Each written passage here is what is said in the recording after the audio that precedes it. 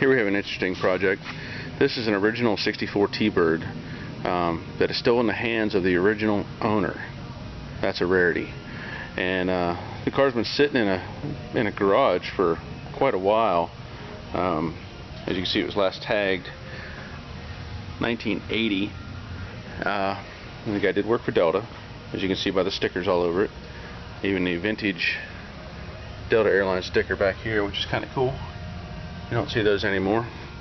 But the car, it needs some work. Quarter panels have a lot of mud in them, up into the rocker panel areas, and you know, the car's all there, but it's been sitting, and it's going to need some help to make it look good again.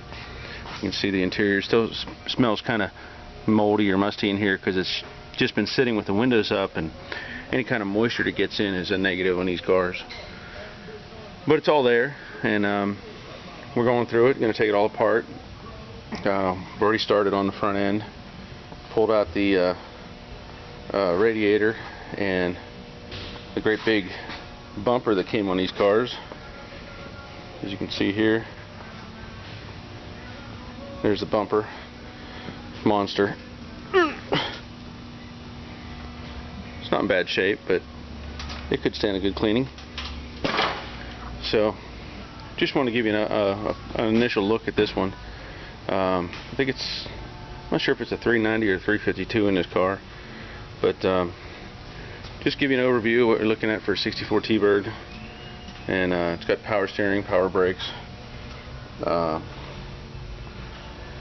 know, it's going to have its issues, but for the most part it's a fairly solid car. And again, it's all there, but it just needs a lot of TLC at this point to get it back on the road and make it look good again. Okay, so we've taken apart more of the 64 T-Bird, and we knew there was going to be some issues down here where the valance meets the quarter panel. Somebody had done some repair work, and they just kind of created what looks like a seam there. So we knew there had to be something going on, and we suspected there was going to be stuff in these lower quarters. However, we took a grinder and we were checking the upper panel, and what we found was braze.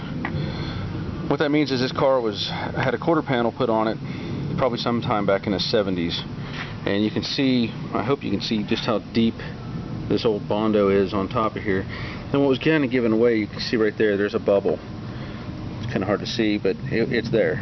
But all along this top here are more bubbling. You can kind of catch it there a little bit.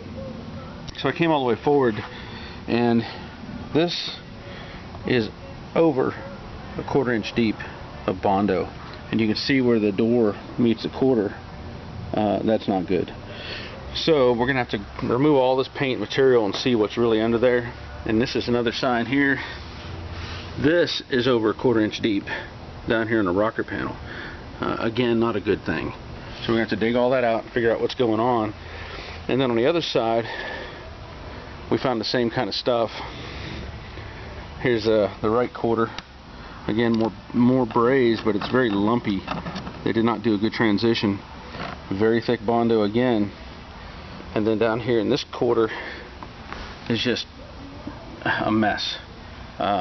Some sort of a patch brazed in, and then they just piled on the Bondo. This is about 3/8 of an inch thick back here.